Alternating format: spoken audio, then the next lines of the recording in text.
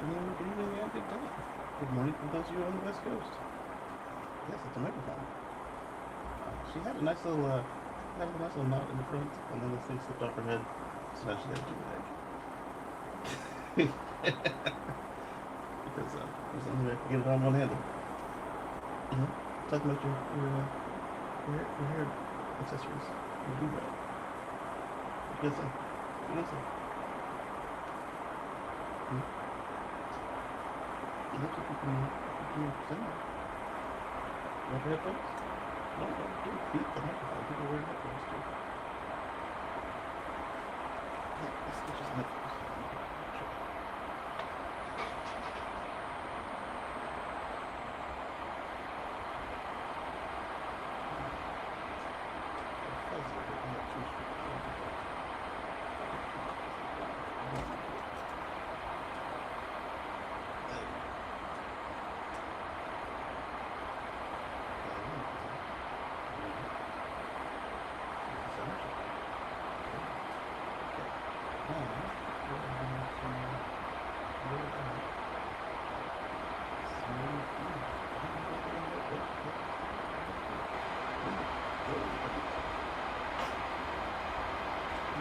Keep your eyes up.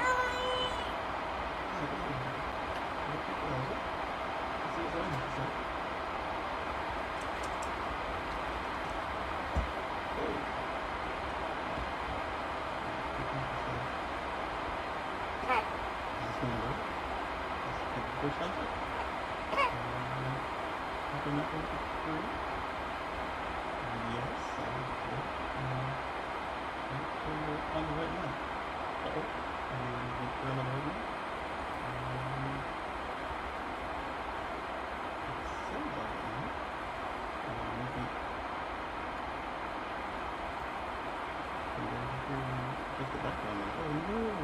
Let me adjust this thing.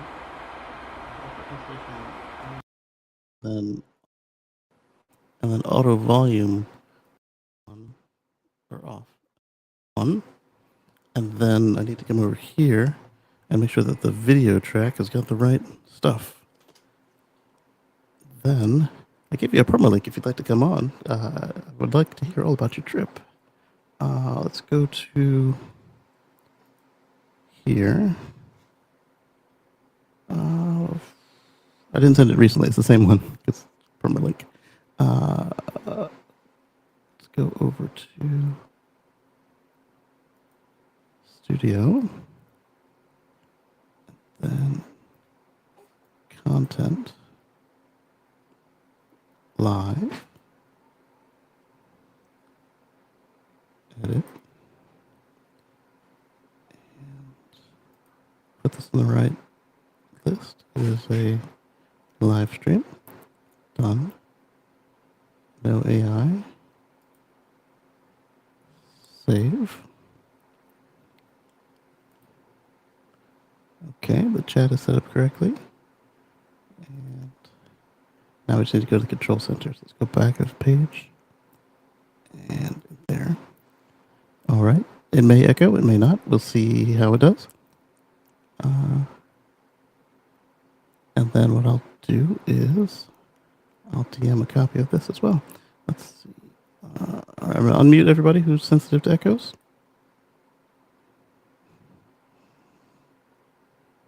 It doesn't sound as crisp as it should. I see what you're saying. Okay, that's muted. I hope that's just because I was speaking off axis. Okay, it is good. Perfect. Let me get you this, and then we'll get started.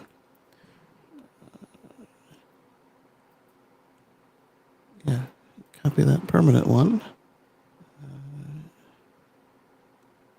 Take this one over to X. Then pop that open. Oh, Slimy's doing her own. Okay. Give her a thumbs up.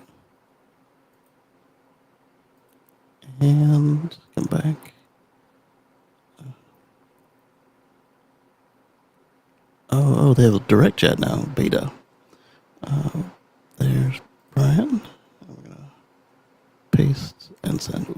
probably should have got that pop filter before I do a pee straight into the thing.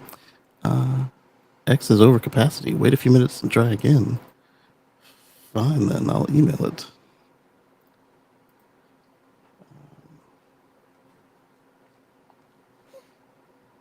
New Futurosa.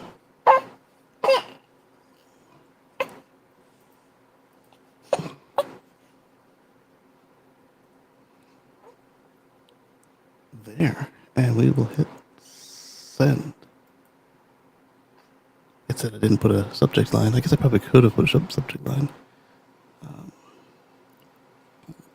Close that, and then the X spaces. Madam Wiggles, what did you do with your hairpiece? Hey, look who's here! Brian's here. Don't hit the microphone. And then we will do two up. No, not camera. We're gonna do a 2 up. There. What are you doing, Wiggles? You're looking at me inside the headphones. What did you do with your headpiece? You threw it on the floor.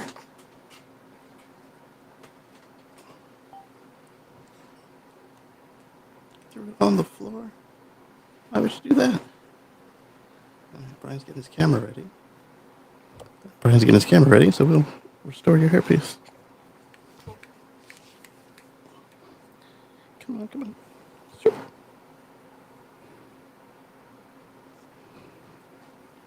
You can listen to them, but don't eat them. Okay. So while Brian gets that ready, let me push this up. And then, hey, there he is. Ha.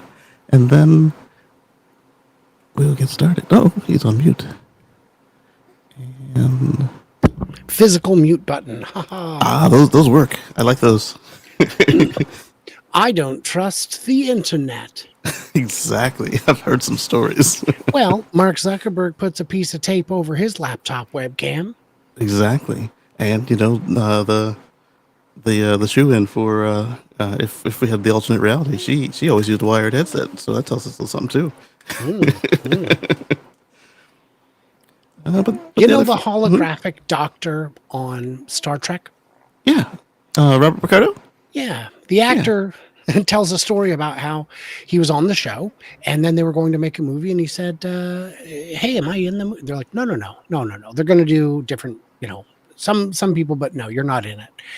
And he goes, but if I'm a hologram and I'm in the latest software, wouldn't I be on every ship? And the guy's like, that's interesting. Exactly. So he goes to another guy who's working on it, Jonathan Frakes, and says, yeah, isn't it weird that shouldn't all the ships have the same software? Wouldn't the hologram? And he's like, yeah, that's interesting.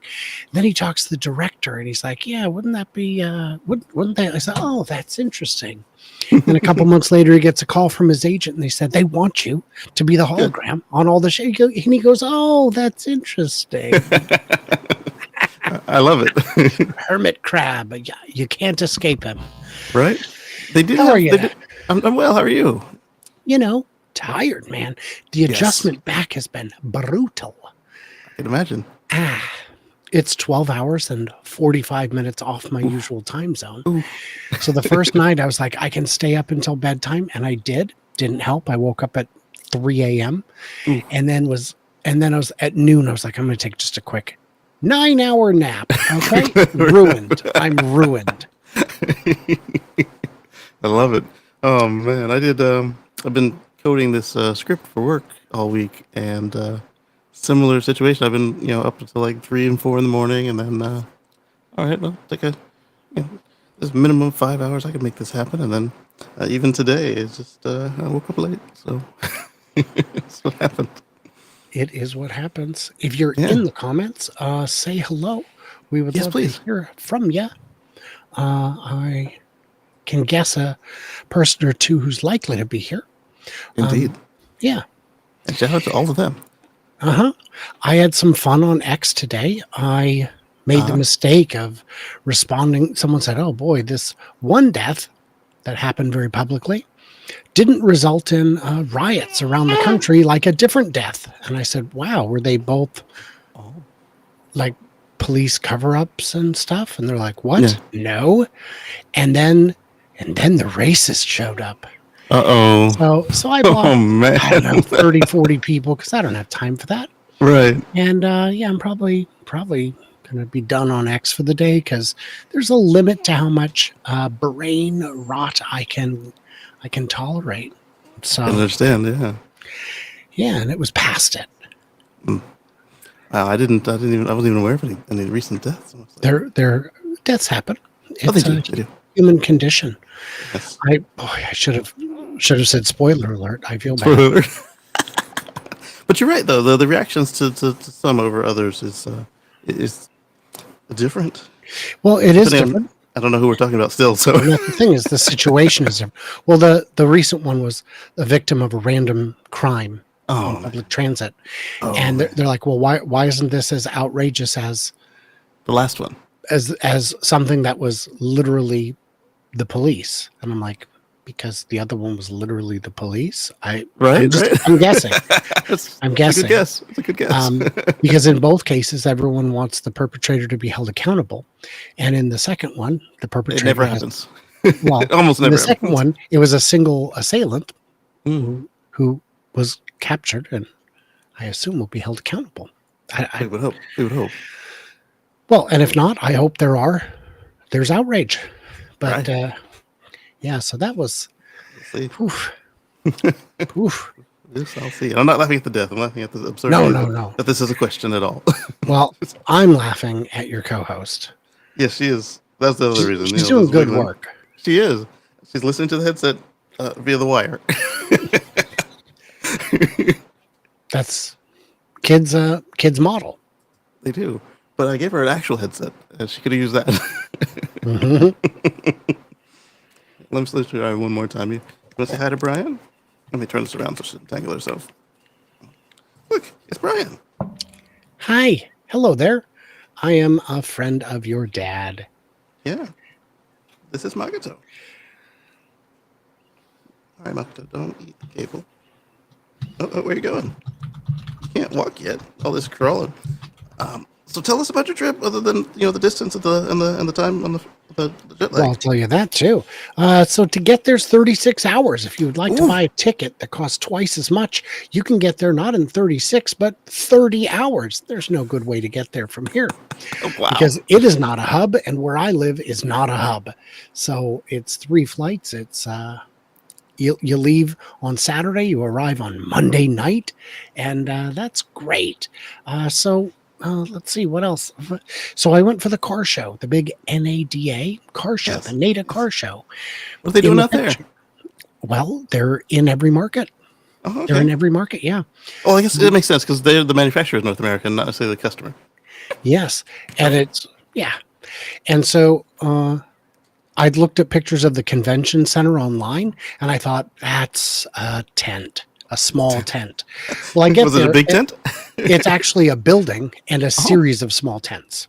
Okay, like a American school that's gone over capacity with all the little portables out back. It's more like a amusement park that has a main building, and you can rent out the whole thing. So while you're walking around, you're seeing these like knockoff cartoon characters in between tents. Anyway, there's dozens of manufacturers there, all kinds of smaller booths. I got to within 6-7 feet of the Prime Minister. That was unusual. Yeah. Mr. Modi? No, Modi. I'm sorry. This is the next country's over. I am so sorry. One country over. It's a border. Yeah. No, to get that close to Modi, oof. That would be interesting. That would be. I can't imagine the security bubble he would have around him. Right. So, but who is their PM? To correct my ignorance. I don't remember. But he him, is the guy an architect. Wow. Yeah. So he's doing some sciencey things, which the people seem to enjoy. So you've got. I like it when the people are working people and they know what it's like. Yeah. Well, and maybe he was raised rich, but he could have been. Yeah. But if you're coming from the background of an architect, So anyway, Nepal went from single-digit EV penetration to last year, the fiscal year, which just closed a few months ago, 76% of imports Right. were electric vehicles, and they did that because they wanted to. Right. They've got abundant hydropower and no fossil fuel. Perfect. Virtually no fossil fuel to speak of, which means gas is $4.50 a gallon and electricity is like 4 cents, 4 or 5 cents a kilowatt hour, and it That's the way varies. you want it. It could be as much as 8 cents depending on your usage. Oh my goodness, 8. So it is 90% cheaper. Right. But Because you like Patrick used to have 8 cents electricity, right? we do. I think I still do. You might still do. Well, Patrick has Mhm. got the data center Mm. fee. You were talking on a recent show about they were working to, and he did too, but they were working to correct that so people would pay their own way when they Yes, I don't know need if a that's lot of capacity. where I am. I don't know if that's come into place yet. When I talked with Oh, the um, Portland General Electric people, they were saying that they're trying to make it so that the data centers are paying a different rate than consumers. Otherwise, everyone's rates will simply go up. yeah, And that's deeply unfair to the it is. people who live there. But it's the way it's currently structured. So Yeah, they've got, I yes, get everybody paying the same rate per kilowatt hour. Like if they have the buckets, industrial, residential, commercial. But I don't like is that everybody has to pay for the new infrastructure of the data center. yes. And that's ridiculous too. What I'd like to see is, a low rate for households that use up to a certain amount. Yeah. And if you go over that, pay a different amount, because most consumers aren't going to be burning through, terawatts of power. Um, and if you are, I think your basement farm is doing okay. Right. Uh, I which, wanna- which by the way, you can get a permit for here. oh, yes, that's Uh, true. I'm so curious if I'm what? at megawatt hours or half a megawatt hour. So in Nepal, they've got endless hydro because they've got hills and rain. Um, and And water goes downhill. and water does now. I haven't confirmed this, but it does from preliminary reports flow downhill. So I went ahead and got to interview the lead engineer from a hydro plant. The beauty of going to a small market and being one of the first members of the foreign press to go is people are excited to talk to you. Hey, look, it's somebody from outside. Let's talk. Yeah, Oh, it's another guy from outside. yeah. What's this clown What's this gonna one have? want? Yeah. And this gentleman did not want to go on camera, but he was happy to answer questions, and I took I'm copious fine with notes. that. Yeah. Yeah. Yeah. Well, when the information's that good. Now, Yeah. when I'm telling you I built a dam, how much time of power do you think I can store behind that dam? Would you Uh, guess weeks, months, years? hours? 6. Yeah, 6 hours? hours. Yeah, at most. Wow. Because they don't have a place for the reservoirs in most locations. So they're Yeah. basically capturing a little waterfall Because their with elevation. because the hills are so steep. Yeah. So there's Wow. just no place. So in the dry season, they end up importing some power back from India. About 10% of their power is imported, but they export more than 10% back. So that it becomes, last year they brought in tens of millions of dollars in surplus energy payments from India and Bangladesh. And they're still expanding into more hydro. So that's cool.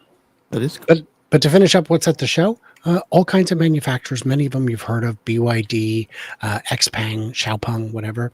And Tata Motors was there. Oh, Tata. Mahindra was there.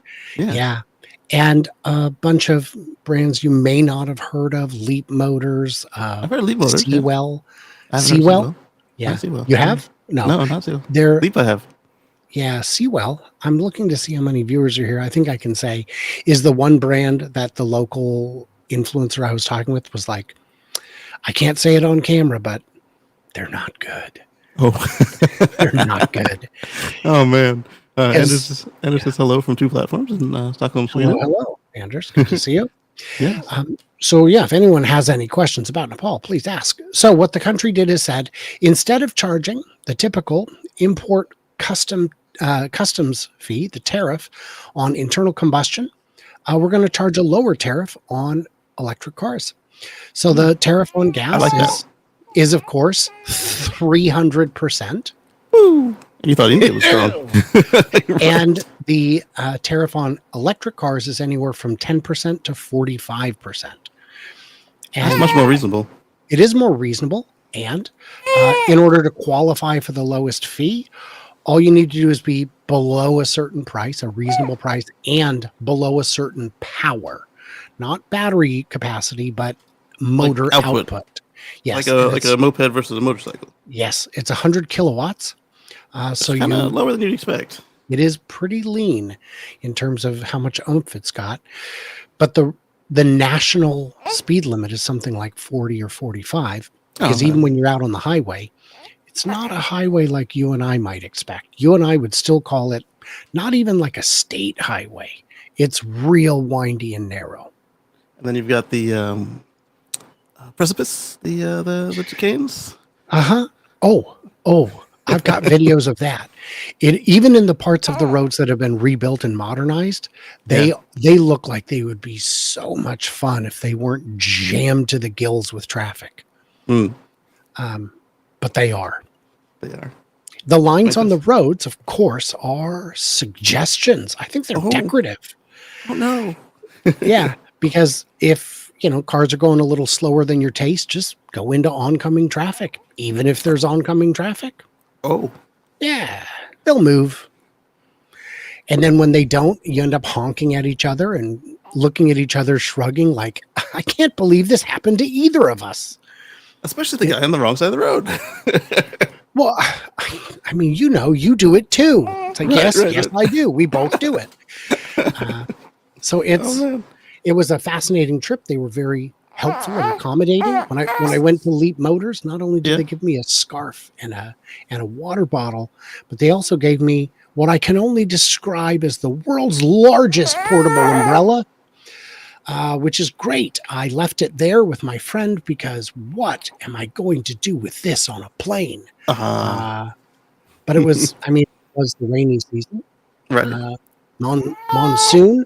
And I didn't realize they meant now because it was sooner than I realized. Yeah. And when that rain hits, my friend, every road turns into a river. And I mean like 4 or 5 inches deep. And it's exciting. It's a lot of fun. So I imagine your friend drove you rather than... Yes, he drove me all over the place, which was great. Yeah, I can imagine having to learn that. Your international driver's license. Yeah. Well, you know how long he's been driving? His life? 2 months. Oh, didn't realize that. Yeah, but he's familiar with it. Right, So, that helps. yes, he's had a lifetime of watching it. His uncle, who is 50 something, just got his license for the first time very recently. And it is... I'm not as big of a fan of driving with him. Oh. Because learning to drive in your 50s is one thing. Right. But in Kathmandu? Yes. So is it a case of they didn't need to drive or now that the economy's opened up, they wanted to, or? So you've got 28 million people. Yeah. Which is the size of many states, right? Right. More than what some. What do you think their annual car sales are? Much lower than that. 20,000. Wow. So it's the top 0.01. That it's not the 1%, it's the 1/10 of 1% who are buying cars. Gotcha. Even used cars. Well, that just counts new cars. I mean, if you multiply it by 20, then you've got, probably the more realistic lifespan of cars. But even still, that would only get you to 2% of the population has a car. Yeah. Wow. The roads are very, very small. There's no sidewalks. And will they have good public transportation or buses? I really want to chew on that because that's such a beautiful, naive question. They have buses. They're like large vans. Is it similar to like the Philippines where you got like the jeepneys? They've got little 3-wheel electric tuk-tuks that look like an ice cream truck in which they jam 8-9 people going across town. Wow. Again, it looks like an ice cream truck. It's just it's more of a trike than a tuk-tuk. Okay. and it's electric. They've been electric for decades in Nepal. I like that. And you jam so many people into this ice cream truck, and they have a set route. They drive across town, and it's about 18 cents. And all I That can doesn't think sound is, when that thing tips, baby, Ooh. I hope whoever you land on is soft. Yeah. So they A lot of have people in tuk-tuk. the real one challenge they have to transit is that they're not all going the same place. It's not like there's a downtown where you and I go. Right. I don't know if you've ever commuted by bus, but I have, and it was when Long I time was ago. living in the suburbs. Yes, Yeah. me too. Living in the suburbs, going to university, Yeah. and living in the suburbs and going downtown. Yeah. They were, I mean, you understand those routes. They go from, it's a spider web Yeah. with a center. They all go in, yeah. Because They all that's how go to mine the- was too. It was a university town, and Mhm. that's what we were doing, yeah. And there's no central place everyone's going. So everyone's going everywhere all the time, which would challenge a lot of proposals. Yeah. And I am making a video about the possibility of a boring tunnel there because Oh. even though the answer, spoiler alert, is no, it's still something people ask. And one of the problems would be what's the route? I mean, Right. how many different routes connecting tunnels do you need to have an effective system? Right. Another problem is about half of the buildings in town have private wells. Would you Oh. like to tunnel through everyone's private well? No. No, that's a problem. And they're not mapped or anything. So we don't know. No. Well, just go under the boulevards. Well, there's only a handful of those. And now you've got desperately indirect routes. So Because the they're following cost, the terrain, yeah. yeah. Well, and yeah, you'd like to just take a bird, as the crow flies kind of thing. Because you're Instead under of- the dirt. Mhm. Yeah. But you would have a problem. Also, it is an old dry lake bed, which means the soil is 600 meters of settled, lake bed, making it a bit of a So challenge. You don't want to be responsible for any cave-ins. Yes, Sinkholes, yeah. yes, or just shifting over time. Mm. And they get quakes of magnitude 4 or larger about every 6 days. Wow.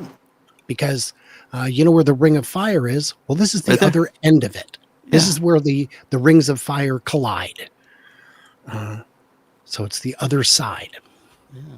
So have they even done any boring tunnels in seismically active areas? Yes, Mexico City's got one.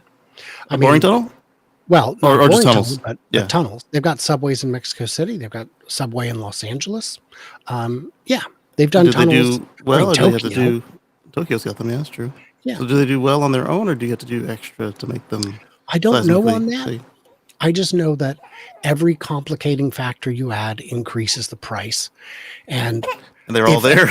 if a crosstown fare is only 18 cents, Yeah, I don't know. We'll make How do the you compete government with pay that, too? for it. right. The government's GDP is something like, I want to say $22 billion. It might be $42 billion, but it's very low. So, yeah, it's tricky. Yeah, absolutely. Oh my goodness. They'd have to basically do it as charity, and they're not there for that. Well, yeah. Yeah. Yes. Well, Elon did say sustainable abundance for all. For So all? surely that means the people who can't afford it too. One would hope, but I don't. I was born a while ago, but not that recently. Not yesterday. Not Yeah. yesterday. Mhm. Here's a question I have for you, Casey. You can Yeah, help what you me got? think on this one. Is I see a lot of people saying that cybercabs will be extremely profitable to own, and that they will be extremely cheap, bordering on free to use. It can't be both, right? Correct. It can't be both. Oh, thank And- you, baby. And the same with Optimus. Optimus is gonna going to be Cheap very, to make, very hella expensive to buy. right. Optimus will be cheap to buy, cheap to own, cheap to operate, and worth a fortune. And I'm struggling to square that circle that says it can somehow be both. Well, I can see it being cheap to manufacture, but I don't see it being cheap to purchase And then the other question is, who's going to do your servicing? Because are you going to buy the cleaning robot, or are they going to do it for you and charge you a fee? Well, and if you can't afford it, rent it out to your friends and neighbors. But aren't they going to have one too? If it's that cheap, they will. Yeah, Yeah, concerning. it is super concerning. I'm curious to see how it all plays out because, as I like as I like to say, the man says stuff, and He says a lot of things. yeah. Sometimes he means them. Sometimes he's being optimistic. Sometimes he, That's correct. yeah. Let's just leave it at that. Whether it's Yeah. willful or not willful, when it's not accurate, Well, sometimes he's also joking. it's hard to tell when he's joking.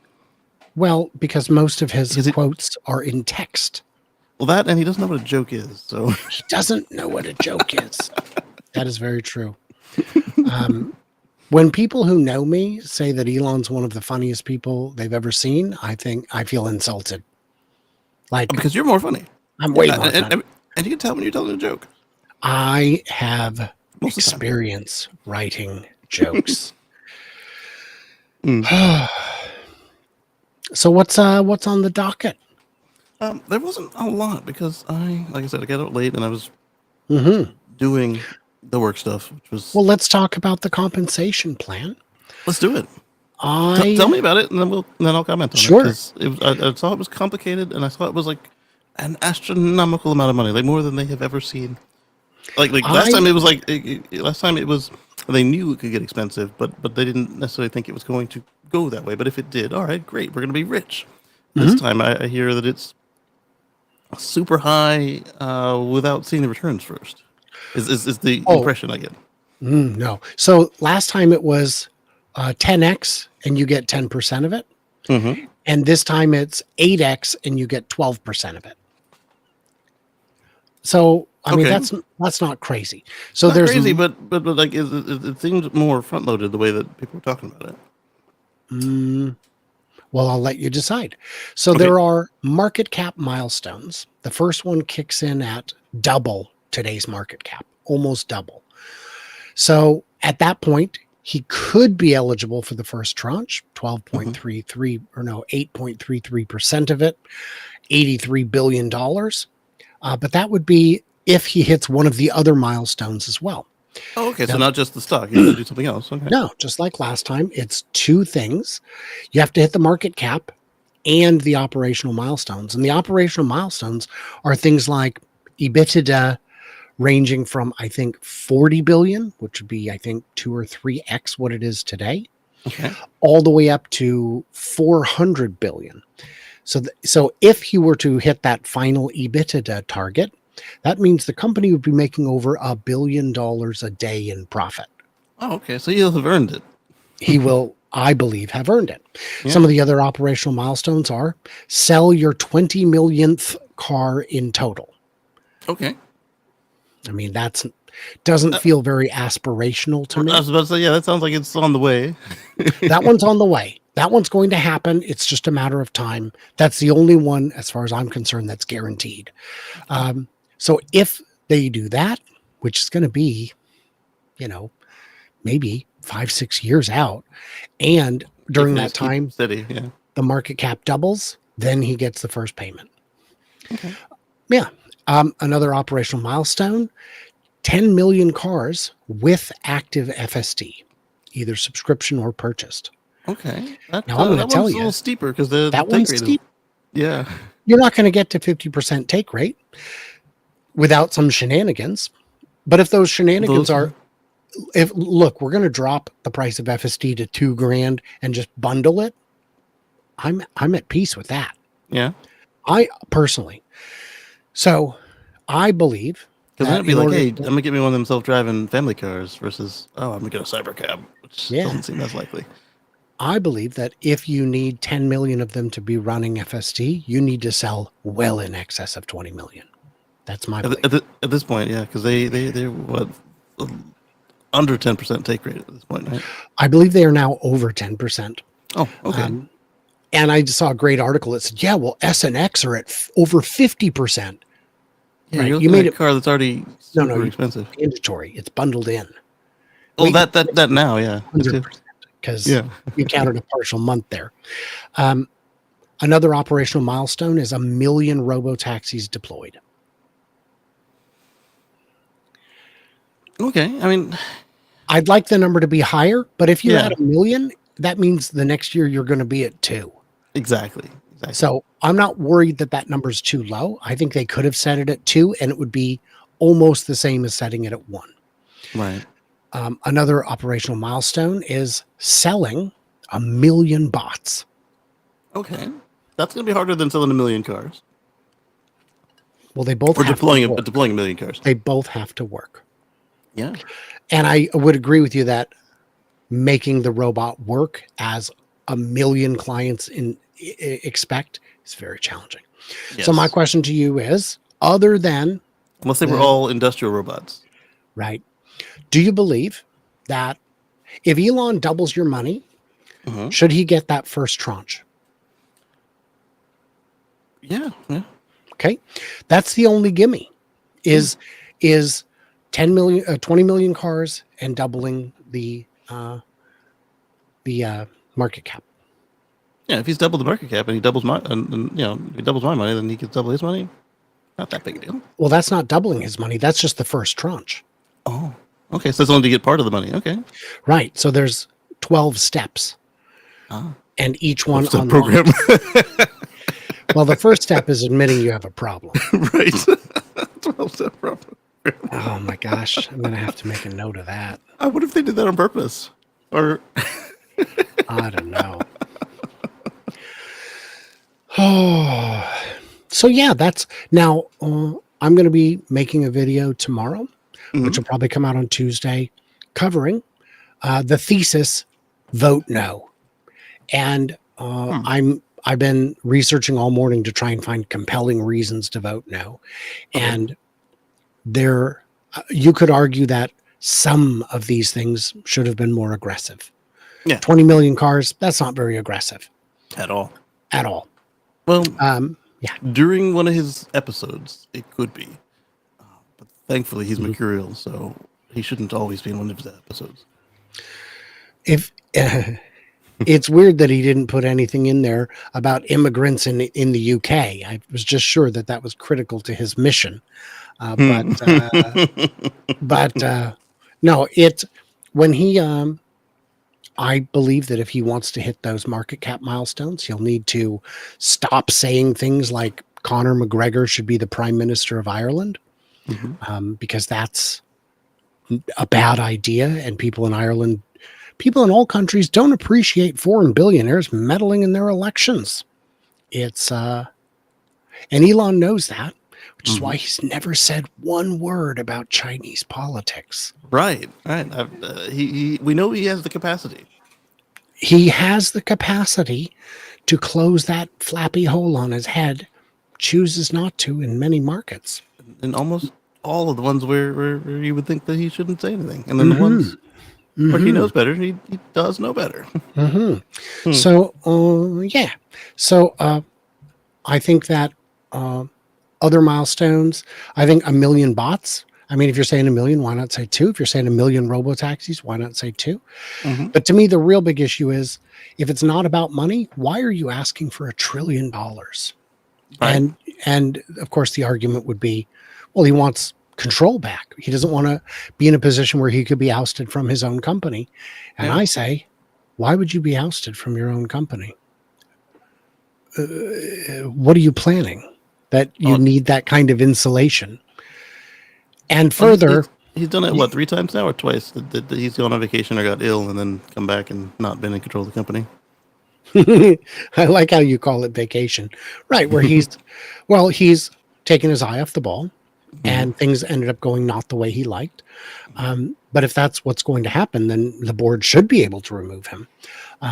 But more importantly, though, if what you want is voting control, you can do that with a separate class of shares that have additional voting power without the same monetary power.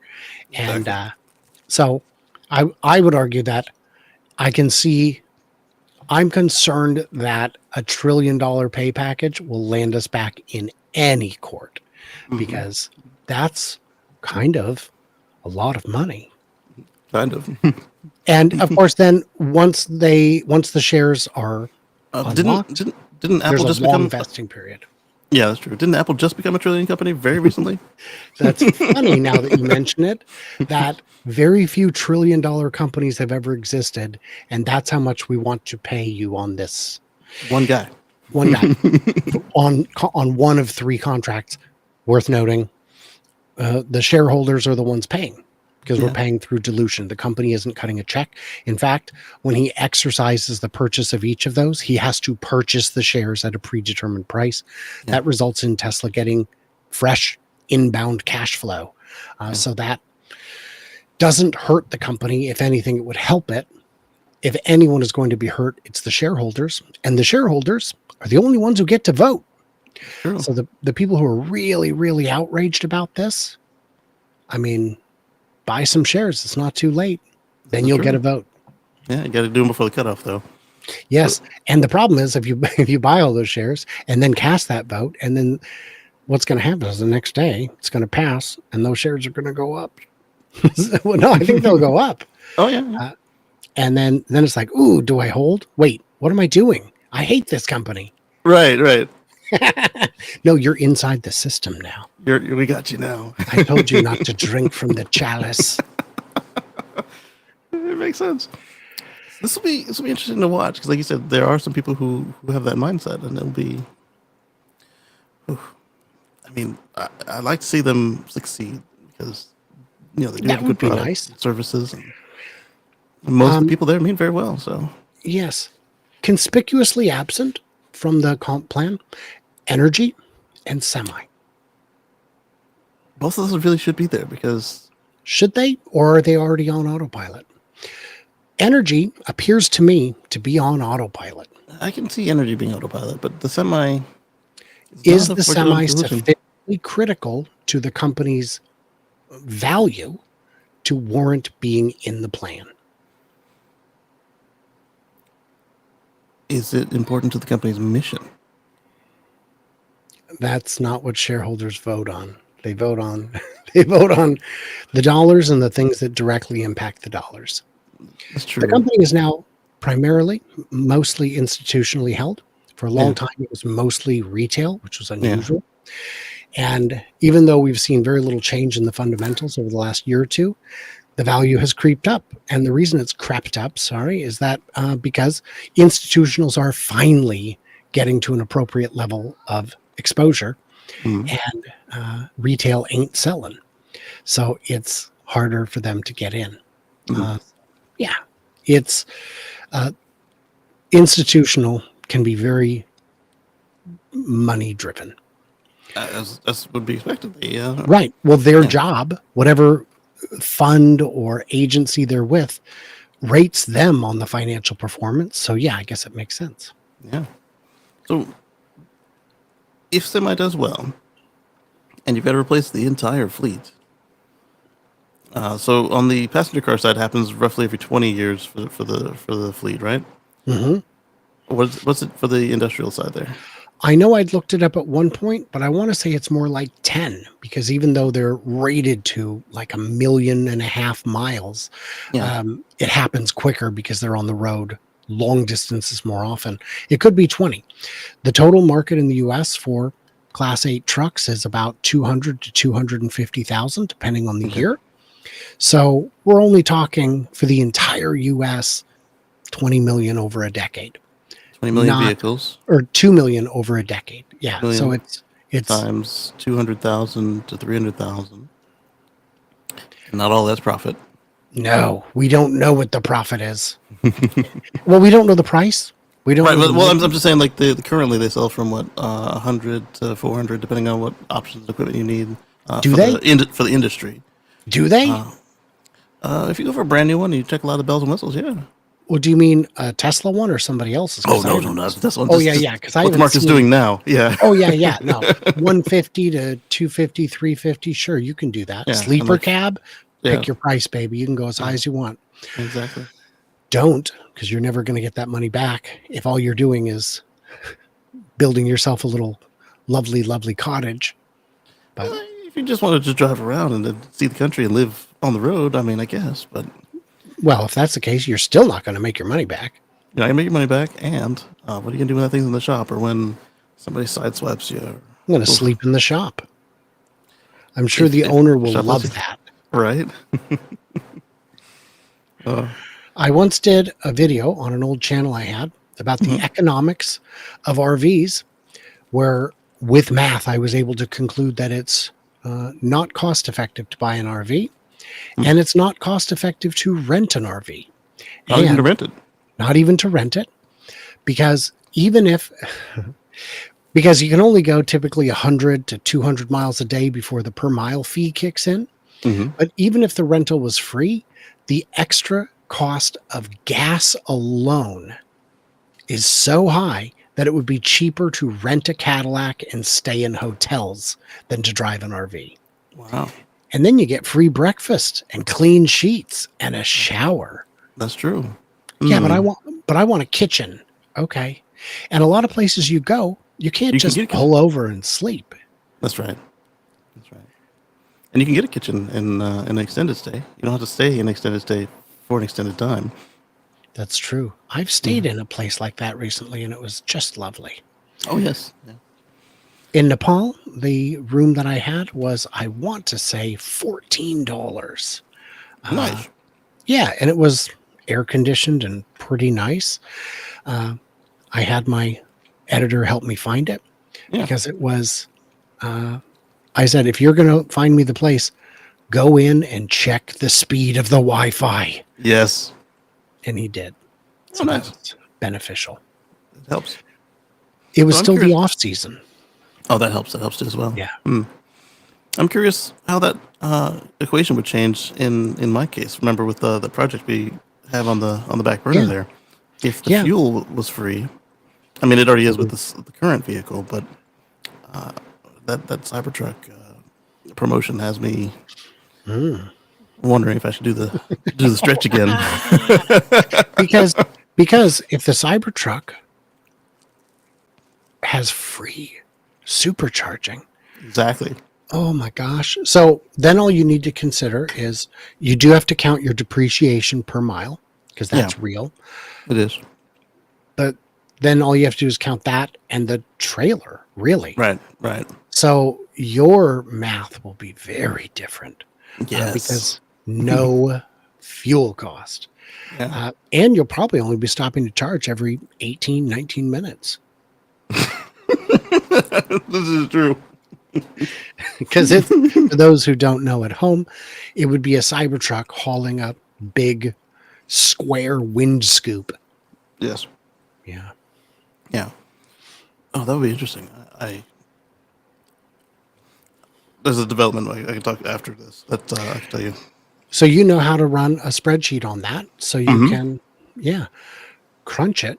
But And I shall. what would you expect to pay for a hotel on your journey? I mean, depending where it is, probably not less than $100 a night. Yeah, I was about to say $90 to $200 a night, depending on where. Yeah, that's a good range. 90 is doable in a lot of small markets. Right, all not markets are everywhere. small enough. Yeah. And as the kids get bigger, it would You're gonna need space. gonna need space. But yeah, so at $200 a day, Yeah. I mean, a 2-day, 3-day trip, and you got the equivalent of free airfare Yeah. because your cost is now depreciation. Yeah, depreciation and I and guess then- I guess tires, but that if you're driving like a normal person, the tires, this will surprise you, last more than 8,000 miles.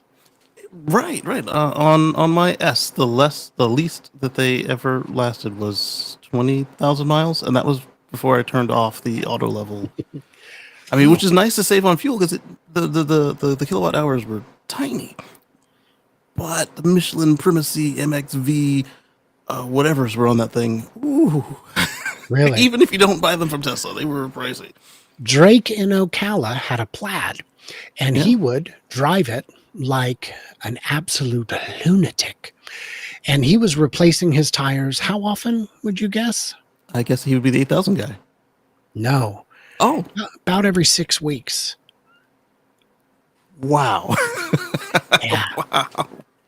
Yeah, because Hey, he the went kid's into got the a shop. report card, and it's time for me to get tires. He went into the shop. He's like, "What the heck? I just bought these." And they looked at him and said, "What have you been doing? Have you been at the track, haven't you?" He's like, "No, I just drive like that all the time." Wow. I launch it a lot, and I don't go through tires like that. Yeah. Typically, ever since I disabled the auto height by speed feature on the S, I've been about 50,000 miles per set on all of the tires, even on the X. I'm at 30,000 plus on the Y, and I've Mm-hmm. got just tons of tread left because I leave it in chill. Ah, okay. I got a I new can't do chill. feature on my car What'd you recently. get? Well, now I can walk up to the back of my car and just stand there, and Oh, it'll go beep, beep, beep, and open the trunk. ding. And you can, if you have that feature on your car and your phone, because apparently you need a special phone. Not all phones support it. That's still iPhone only? I have a Pixel 8 Oh, Pro, okay. and Oh, the they did Pro handles it. The regular doesn't. It's the they did ultra find wideband.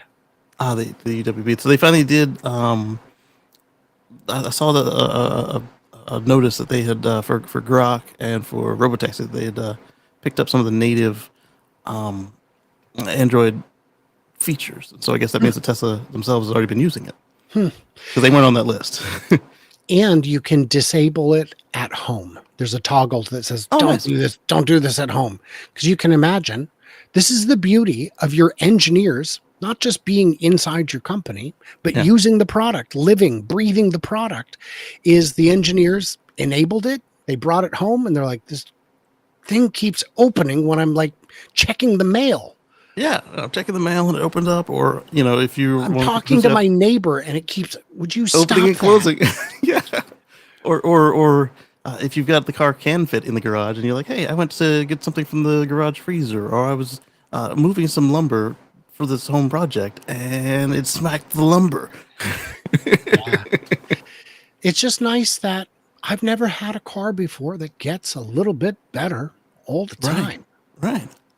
And when I say all the time, I mean ever. My cars have never gotten better before, I had except when I sold them. there's that. I had one or two that got they added some stuff only because there was already a recall or some Mm, other bulletin. It wasn't intentional that they made the car better. right.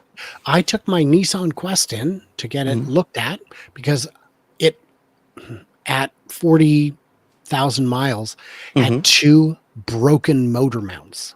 Ooh. Drive bumper to bumper's only 36,000. Sorry, motor mounts are not part Ooh. of the drivetrain. Hey, Ooh. we're going to go ahead and update your firmware on the transmission. That's $300. Okay. I go, no, really? You don't want to do that? I'm like, $300? No, For software. they'd already done it. Mm. And he was like, well, we're going to We just can't downgrade it include either. it. No, he goes, no, I didn't approve it. So Okay. he goes, we'll just include it as a courtesy. I'm like, don't you have to? No. I mean, yeah, because they did work you didn't approve, but also because they Well, can't downgrade but it. it's So. they can't downgrade it. But it's the Mm. firmware for the trans. And of course, after that, you know how it drove? The exact same. Oh yeah. Because there's handling edge cases is usually where those transmission updates are. Those CVT transmissions were wet hot trash. From Nissan. Oh Yeah. And it always felt every day I drive it going, it's the last day. It's the last day it's gonna never did die. Oh, that's always a plus. And when I traded it in to Tesla, I think they gave me like 15,000, 14,000 for it. No, Not not that bad. much. Maybe 12 or 13, but I only paid 15. So this was, the tail end of COVID. Yeah. So Oh, so you managed to get it during not during the the peak insanity. market inversions. Yeah. Yeah. That's a good deal then. So what did you think of these cyber SUV leak. Not happening. Think about how many prototypes does a company make? Full-size prototypes for every one new car they make. 10? And these weren't even full size. These were like toy size Right. on a shelf. These are toy size. How many models do they make for every one prototype they make? 100? 1,000?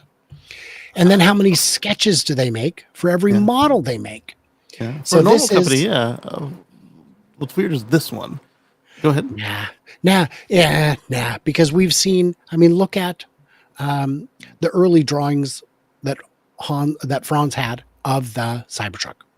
There Yeah. were 10 beautiful drawings, and for practicality's sake, or the pursuit of practicality, they picked the ugliest one. Because Tesla's already said, was supposed to be easier to manufacture. It's not. That was a mistake. The problem with Tesla's already said, we're not going to make another stainless steel vehicle. So right there, they're out. Yeah. And if you're going to make something that size, why would you base it on your worst selling vehicle ever, apart from the Roadster? And I don't even think you could argue that Roadster was a bad sell. It was just No, it was a limited. It was a limited run. Versus they would have built more, but Lotus stopped making gliders. They ran out of their road certification, didn't they? Like, because they had that recall on the axles and a bunch of other stuff. I don't know. And then they fixed it, and then they stopped making the base chassis. That's crazy. Does not surprise me though. So it has none of the pieces. Yeah. So this platform was meant to be mass manufactured, and it's not. It was also supposed to be a structural triangle. I don't know how you get a structural triangle out of something SUV shaped. Yeah. But I mean, I guess cardboard box is still structural. It is. But and you're not going to load as much weight into an SUV as a truck. You physically can't, except for the towing. Are they going to derate the towing like most SUV alpha trucks do, or? Oh, I don't think it would need to, but it doesn't matter because they're not building it. Yeah. People say, well, but other companies make proper full-size SUVs. I said, yes, they do. What they fail to do is make a profit on them. They do? I thought that was the reason Kia EV pretty good. The Escaladic is pretty good. Those are full-size. Yeah. The R1S is closer to full-size. None of those companies are making money. Yeah, the R1S is, I'd say, it's closer to full-size. I'd still say it's just a large mid-size. I would say it's a large mid-size, but it's closer. So they're not making money on the Escalade and the Tahoe? I think the volume is too low. I don't think they're making money on the division at all. And those that's why they charge so much. They used to be cheap and easy to make, and then they went from 40,000 to 70,000 like in my short time at GM. No, but we're talking about the electric one. I was just talking about the boxes. Okay. So, I'm sure the dyno boxes are profitable for sure. Okay. But I mean the companies that make full size electric ones. Nobody's making money. Yeah, giant ass batteries. You got to, or a very short range, a very disappointing range. In Nepal, right, you got 9 people and you got to stop every hour. There's these 15 passenger vans. They're much smaller than a 15 passenger van here. Yeah, they're the size of like a normal full size van. Mm-hmm. And they're electric. In Nepal, they've been electric for years. Yeah. They're and they get a range of like 150 miles. But they just the way they're built. And they just run around town all day, and that's fine. But they and I had a person in the comments say, "Boy, I'd really love to see these in other cities. All they have to do is make the range bigger." I'm like, "Nope." How? Well, you can double the battery. Right, double the battery. So great. Now we need different suspension, different brakes. Yeah. Probably a different frame. The cost just went up $15,000, $20,000 just in the battery. And your addressable market has gone. You're raising the price. And now you've cut into your interior space by another 7 inches. Mm-hmm. It's how that other thing is now running on stilts, which means it's going to get less fuel economy. Yes. And again, less addressable market for that because now the size is wrong.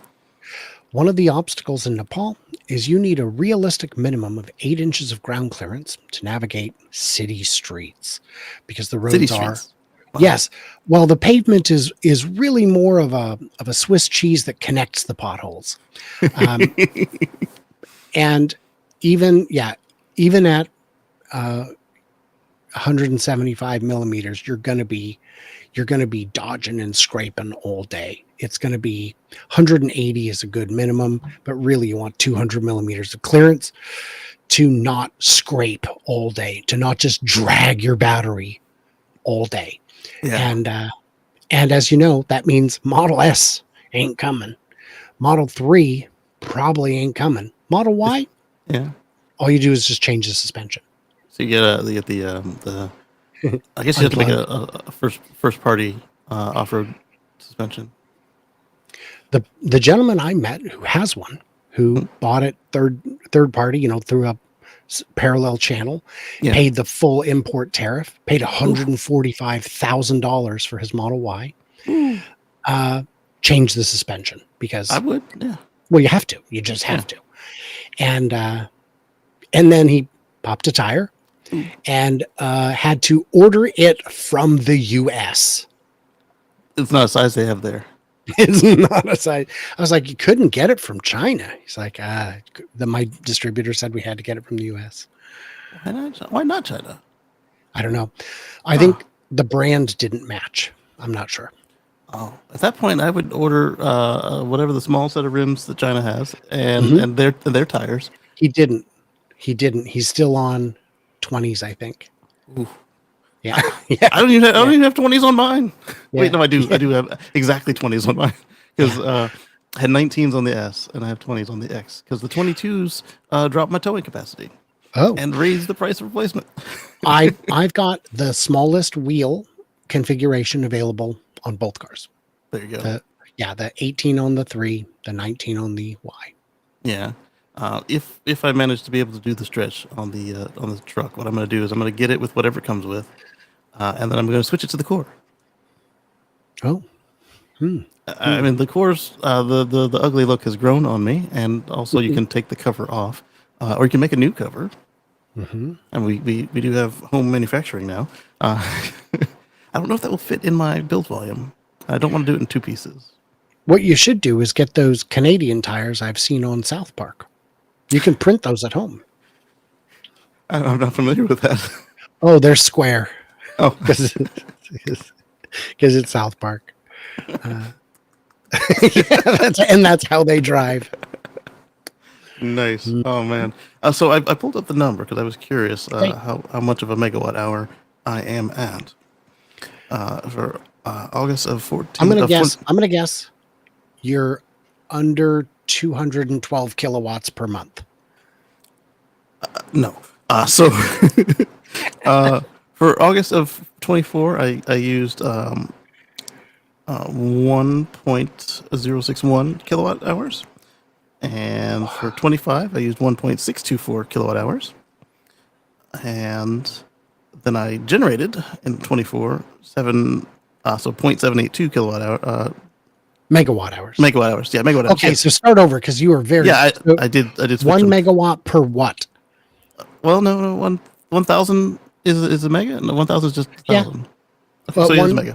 Yeah. Well, so because it's the metric. Yeah. Right. So 1.061 megawatt hours per for August of 24. Whoa. And 1.624 megawatt hours for August of 25. That is eye-watering.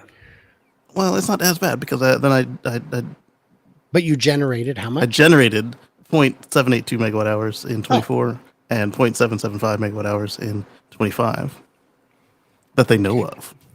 Yes, but that's that still a lot of power for 1 month, right? 1 month. And the generation is for the whole year. No, the generation was also for the month. Oh, okay. So you're generating 700 kilowatts a month in the summer. It's gonna suck in the wintertime. And I just changed it over to the heat pump too. So how much was that? The changing to the heat pump or the the heat pump. Well, the other system was dead, and they quoted me $13.40 for replacement gas and 14 for heat pump. I was like, well, I mean, yeah. right. And Because the then, heat pump gives you AC. yeah, exactly. So I got the Yeah. AC, and then I was like, well, at least I get the tax credit. And then they said, oh, by the way, the states control that crap, and they just changed the regs. And for one that qualifies, it's going to be about 28. I was like, no, No. 28 to pick up. What was it? Maybe Two? $2,000. Yeah. No. Because I'm looking too, but because I'm on the West Coast, these guys get dollar signs in their eyes. They do. Oh man, the first place quoted me 30. yeah, 38 for Yeah. for just the gas, and then 42 for the heat pump. And I don't even know if it was a good heat pump or if it would have qualified, just like this other one that we have now doesn't qualify. Mental. Yeah, Yes. I suffer with that in the Northwest, where I had a guy come out to quote windows. I don't know if I told you about this whole debacle. No. Yeah. And before they came out, I counted up my windows and I looked up average national prices and the range. hmm And then he came out and was taking so much of my time. I was starting to get angry. Like, he's like, come out and let's measure and let's have a conversation. I'm like, I don't want to just measure and tell me. You the measure price. them and come back, and then we can talk about the which Yeah. options. Yeah. Well, how old are your kids? I really don't think that has any bearing on this conversation. They're not playing baseball and swinging towards the windows, bro. Yeah.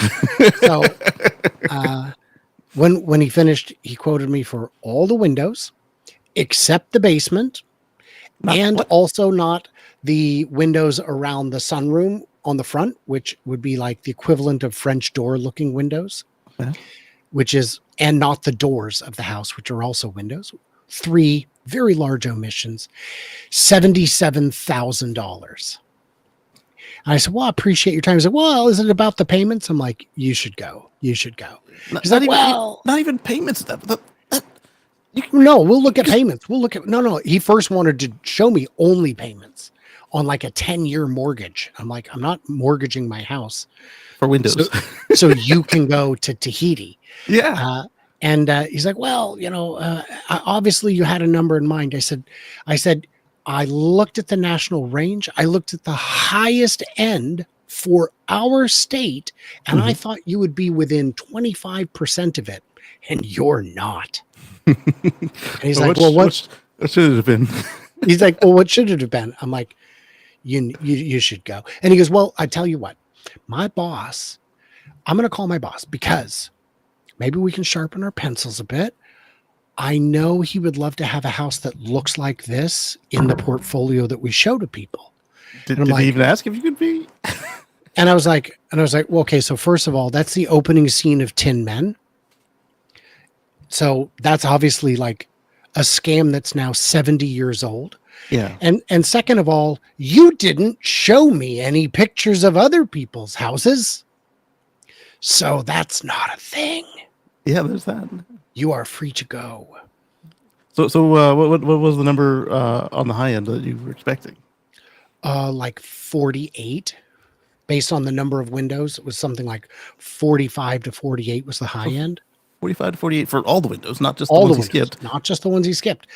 And To 70 while skipping really large portions of the home. 78,000.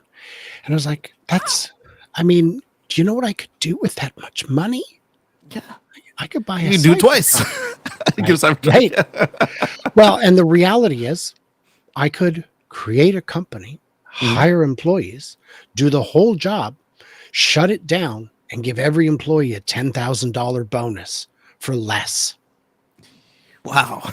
So don't do that. Yeah, don't do that. Wow. Yeah. Did he even come up with his weird ass number before you showed him the door? No. The additional number? No. Yeah. You started too high. It's not happening. I no longer trust you. So Exactly. Yeah. I was curious if he had managed to come up with to see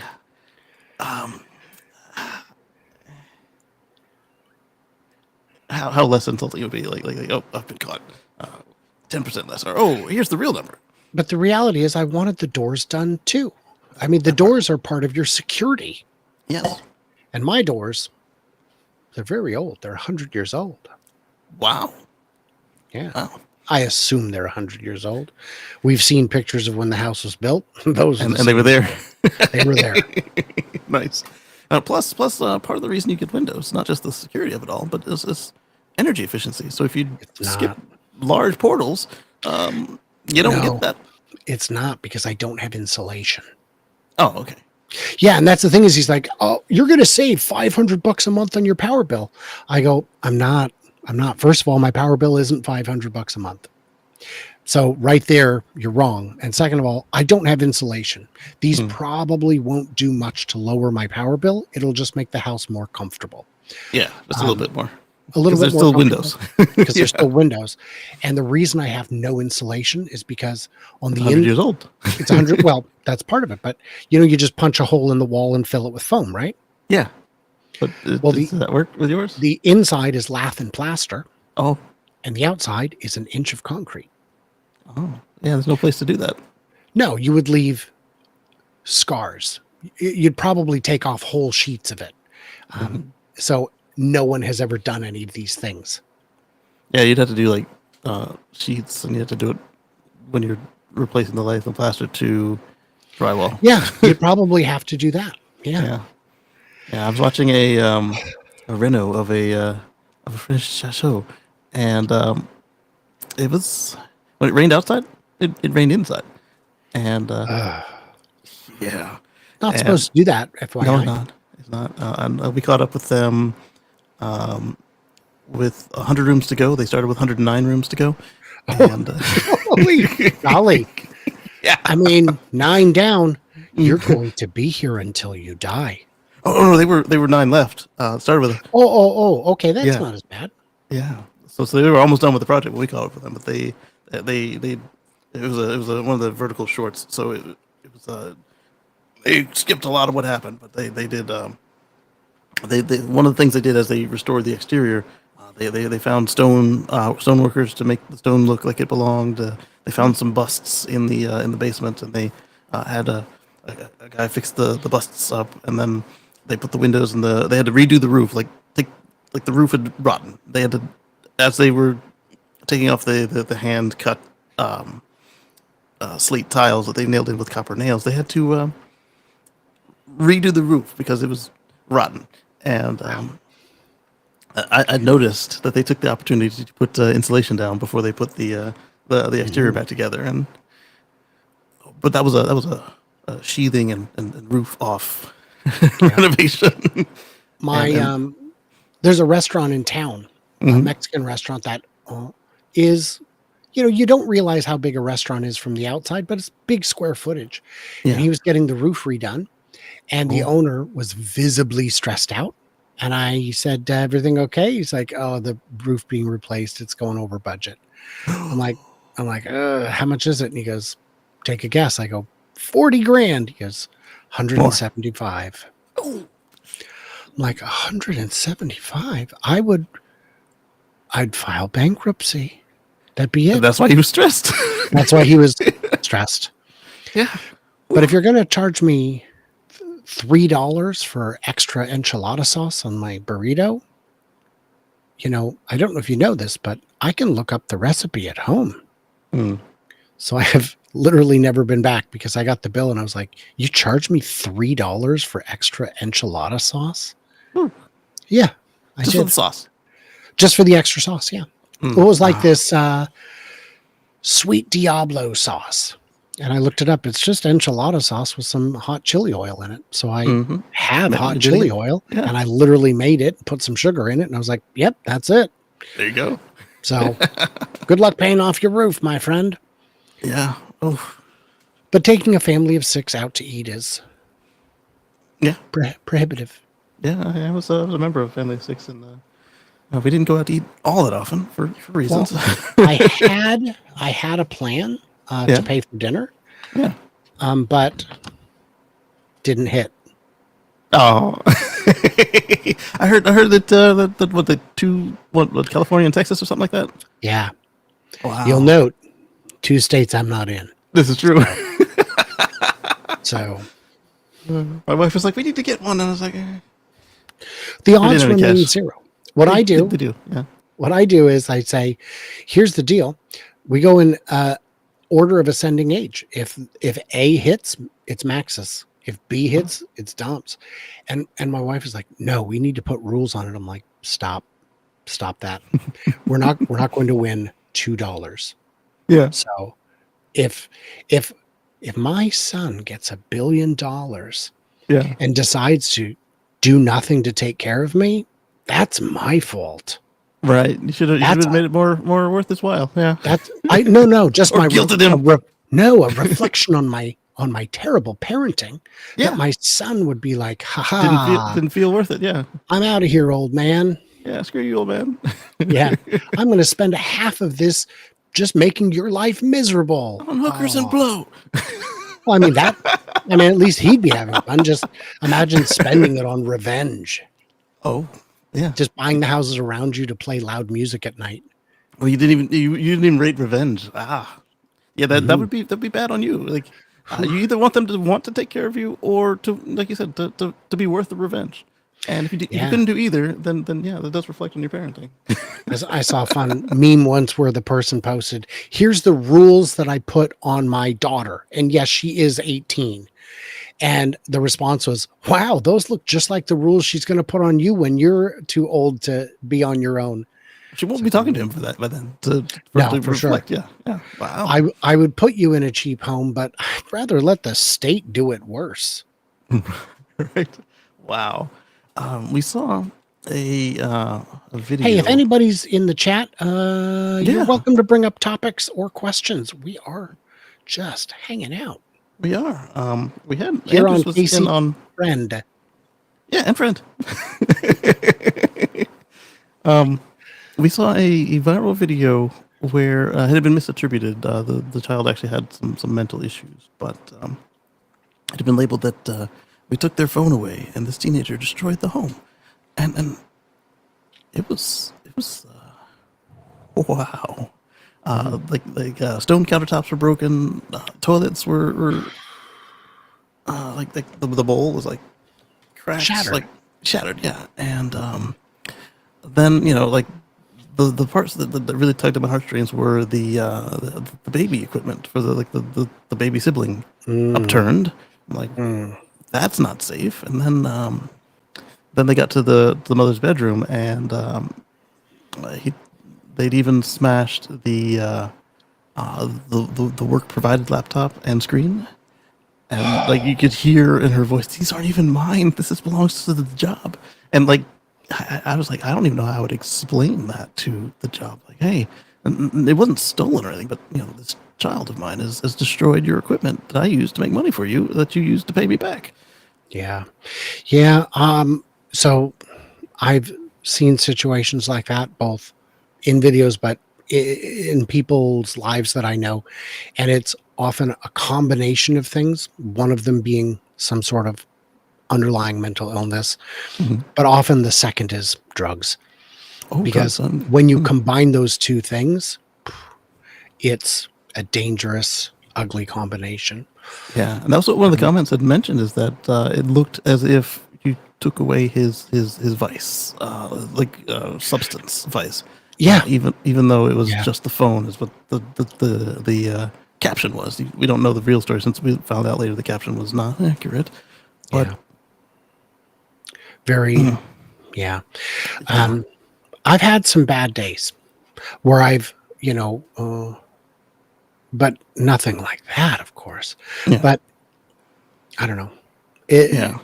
We are electric bags of meat motivated by chemicals, and it makes us do weird things. That we are.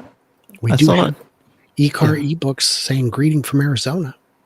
Ah, there is Timothy. Greetings. It's good to see you. Welcome, Timothy. Yes.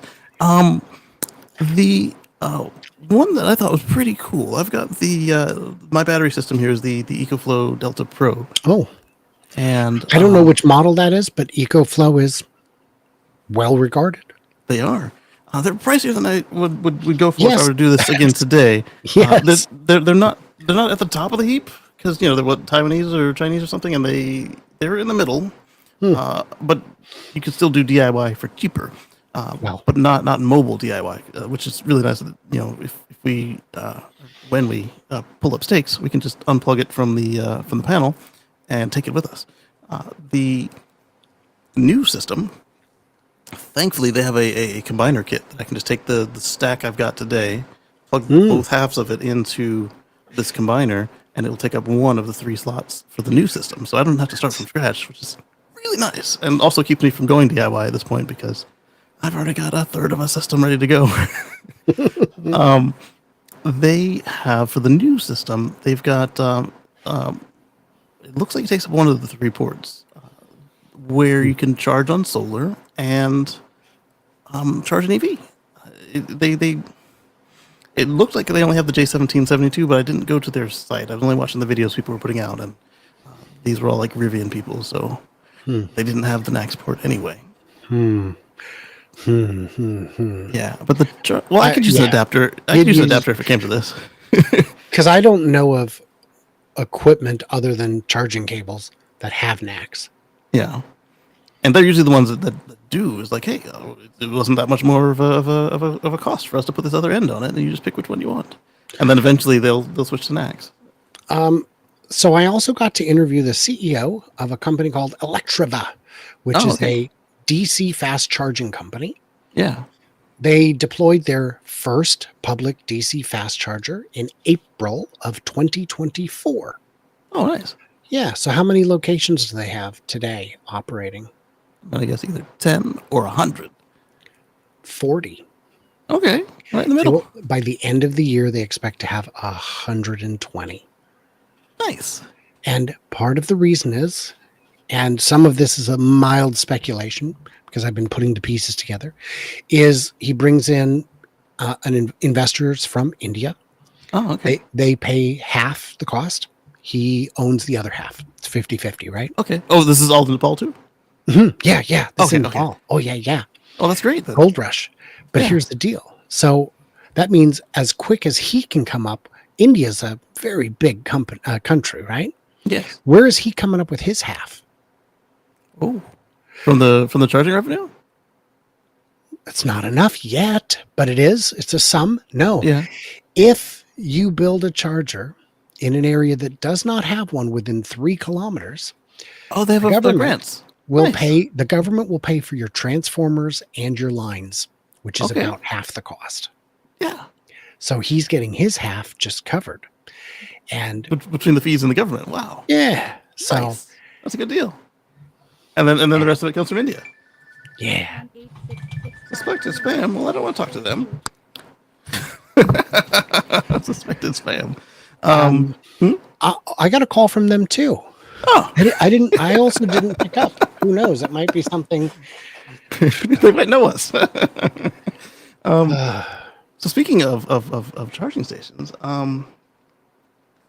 we were discussing last week or the week before, or both, the turnpike situations between New Jersey and Pennsylvania and, Yep. and the like. And then I found out about what was their name? Apple Green, right? Okay. Is that the previous administrator of the site or the new administrator? For Jersey, it's the current one where they did their exclusive "get the heck out" Tesla. And then we found out that the in Pennsylvania, or was it Massachusetts? Pennsylvania, they're going into, but I think both of them is the same case where they're not evicting Tesla. They're just not letting them get any new ones because now they're putting their own out. So what had happened in New Jersey, as I understand, is the Turnpike administration was saying, we're going to run these little travel centers. So I'm going to get this restaurant and this charger and this everything. And after the contract period ended, which I think was 10 years, they said, this is a nightmare. We're just going to lease out the whole place and you deal with it. Unless you're quoting on the entire location, we're not talking to you. And the company that came in and picked up the leases isn't talking to Tesla. So Similar, yeah. Tesla saw this coming years in advance and had already built up charging infrastructure off the turnpikes. Yes. And then I suspect that what was left, they just did they don't do this often, but they've moved sites before. And it looks like that's what they were going to do for these. So so the way it looked to me on looking it up was that, like you said, they used to do it themselves, and then they got these companies to do it. And then whoever was doing it last, Tesla said, "Hey, can we do it, or can we lease these spots from you?" Or however it was, they came to them and made an agreement with the administrator. And then when the administrator lost the contract, the new administrator also happens to think they know charging and have done a How really hard could it be? How hard could it be? And they managed to do a really piss poor job of what I'm understanding from reports. That doesn't sound right. Really? Oh, you're being facetious. So not enough NACs, and then of the what they do have, aside from not enough NACs, is you thought Electrify America's previous reputation was bad for reliability.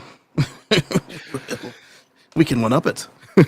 So not only did I interview the CEO of that company in Nepal, but I also interviewed his, I guess, chief technology officer, the guy who wrote the back-end software for him when they first started out. Oh, nice. And has since, as the company's expanded, his roles expanded, and he's also providing software for other companies too. He's cool. Yeah. So he writes the apps. But I got to ask him all kinds of questions about how the equipment works. Yeah. And are you familiar with the OCPP protocol? That is yes. Yeah. Yes, that's the language that nearly all of them speak. And I said, through that protocol, do you know when a charger goes down? And he said, instantly. Like, okay. Yeah. I go, what if the power goes out? Yeah. A bit later. Yeah. A bit later we find out. Only because it missed a check-in. Yeah. A couple in a row. Yeah. Yeah. So I said, I was like, what on earth is the excuse of some of these companies whose names I didn't name, but it's obviously Electrify America? Were they not running the protocol? The standard protocol? They don't have the budget. For the longest time, they weren't fixing it because that wasn't what the Dieselgate settlement said. The Dieselgate settlement said deploy. We deploy.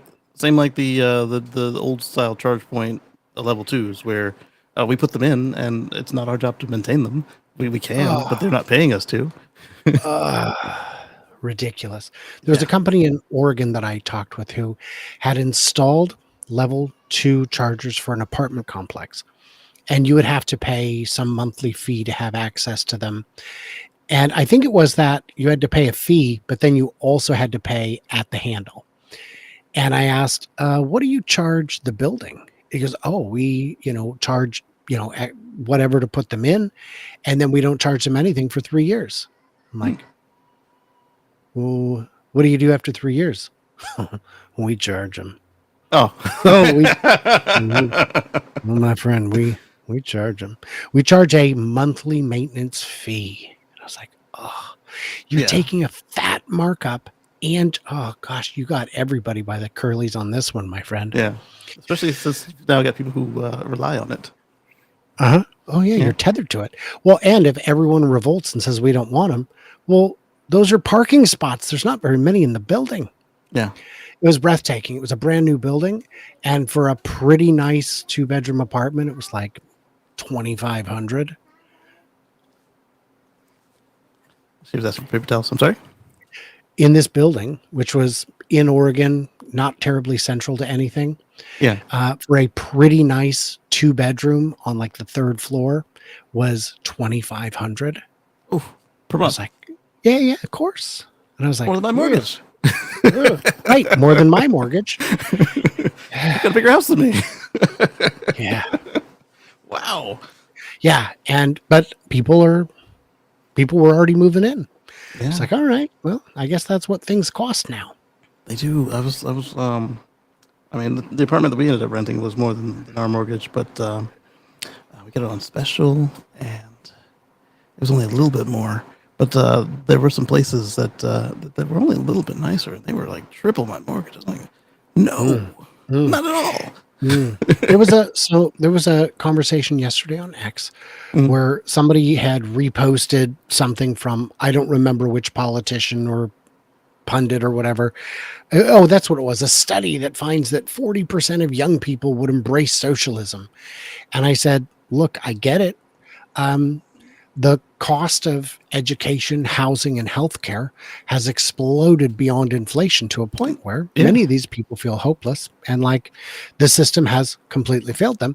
And it has failed them. Yeah. And the guy's like, how could you defend this? I said, me? I'm not Right. I'm not defending it. I'm just recognizing that it's broken. I thought Understanding it. Yeah. yeah. I can say, well, people need to budget better. So I had a coworker Oh. to whom I said, I think you need to budget better. She goes, awesome. Let's sit down after work. You can write my budget with me. I'm like, great. So show me your income. And your second job. Yep. Great. And how much is your rent? And she's like, it's $800 a month. I'm like, aren't you in a shared house? Yeah. There's 4 of us. I'm like, and it's 800. Yeah. I'm like, how? Because It's the cheapest thing we could find for the 4 of us. It's the cheapest thing we could find. Yeah. I'm like, okay. Whew. I'm getting sweats. Yes. And yeah. And so I got through the budget. I'm like, okay, so good news. You can't afford to live now. And we haven't even gotten to like clothes. Yeah, clothes and So any sort of entertainment. yeah. Yeah. Wow. Yeah. I was watching this documentary on the generations, and it was specifically they were focused on Gen X, and so they have all the same problems that the millennials have, on top of they've got aging parents that are like didn't prepare themselves adequately for, even though they were the last generation that could have a proper pension. They just didn't, and so now this child has got an aging parent. Maybe no house, maybe no retirement of their own. On their own, yes, and on top of that, they've got the child that is now coming of age, depending on where in X they are, where the child is, if it's like a young 30-something, or if the teen that's about to get out of the house and have to figure out college. I also empathize. I'm not saying I agree with some of the chants and some of the conclusions, but I empathize and I see it's like it started with X, and my parents are early X's and I'm an early millennial, but that documentary was not a new one. I was like, whoa, and it's only gone from there. Yeah. Well, what I tell people who say that the generation needs to save better or is too soft or whatever it is I say, look up your first wage, your first professional wage. They did that in the documentary. Yeah. And so then adjust it. And also tell me the address of your first house. Let's look up what the value of it is today and what the payment on it would be today. Yeah. So they were talking something they could get on a summer job in college, and then they sold it in the late 90s because that's when most of the documentary had been finished. You're talking something that was like a Sears house. Yeah. Could buy you a pair of McMansions today. Yeah. Yeah. My sister bought her first house in 1986, 87 for $40,000. And, that's a $800,000 house today. I know because I recently looked, because she was saying how I'm absolutely confident my sister will never see this, so I can share. She doesn't watch my channel, but she could. Somebody could, but she wouldn't watch your channel. She wouldn't know I exist over here. Yeah. My sister was saying to her daughter, who's just had her first child. So my sister's had her first grandchild. Yeah. She said to her, my niece said, "Oh, well, we're going to be, doing the child tax credit or whatever." Yeah. And my sister goes, I don't think you are. I think you can only claim that up to like 450,000. And my niece goes, "We don't make 450,000." Yes. My sister goes, "Really?"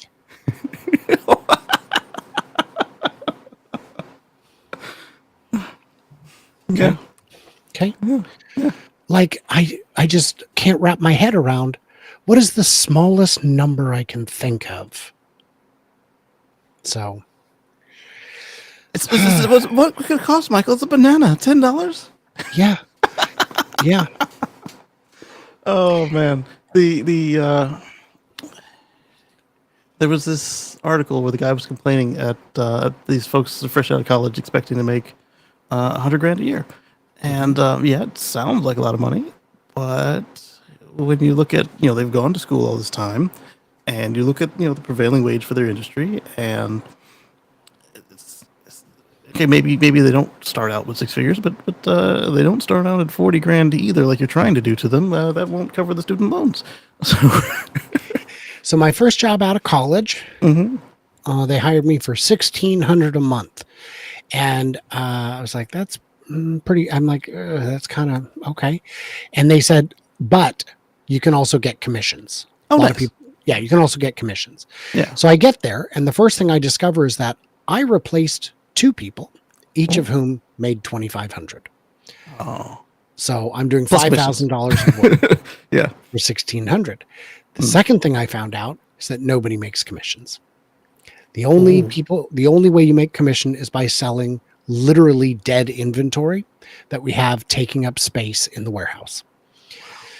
So the first thing I did was got a list Keep of all looking. get a list of all the dead inventory and catalog it Mhm. and study the heck out of it. And every month I was there, I made a commission. Oh, good. And at the end of a year, I mean, I was making waves. And at the end of a year, I was like, okay, time for my raise review. What are we doing? And I was getting really stressed out because the receptionist made more than me. The Right. receptionist got $10 an hour and I got $1,600 a month. And she goes, that's the same. I said, no. Mine is salary. Yours is hourly. You get $1,733 a month. I get $1,600. Yeah. You get extra paychecks, whole extra paychecks. So I went ahead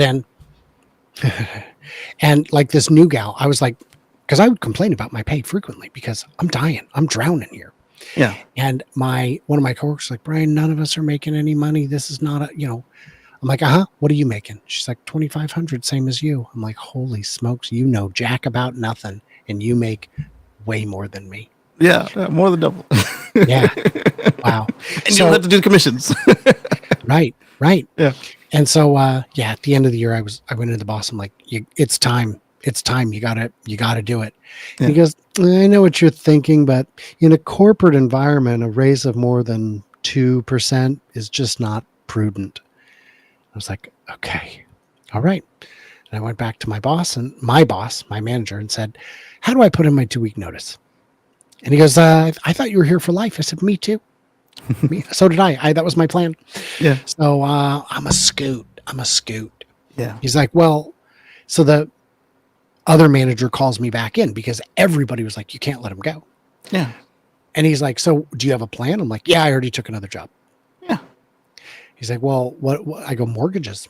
I'll be training at, I don't remember, 2,500 or 3,500. I think it was 2,500 a month to train. And after 6 months, I get my own branch. Nice. And he's like, well, good luck. Didn't even try to counter. Yeah. And thank goodness, because that company was sinking. Hi, enjoy journeys. What's up, Lee? And happy Sunday. And so I was delighted to be out of there. And a few months later, I bumped into one of my other coworkers who had left. Yeah, before it went down. Right. He left to become an insurance agent, a like life insurance kind of guy. Oh, okay. And he's like, so Brian, you're here. Are you making more money? I was like, do you want to see my pay stub?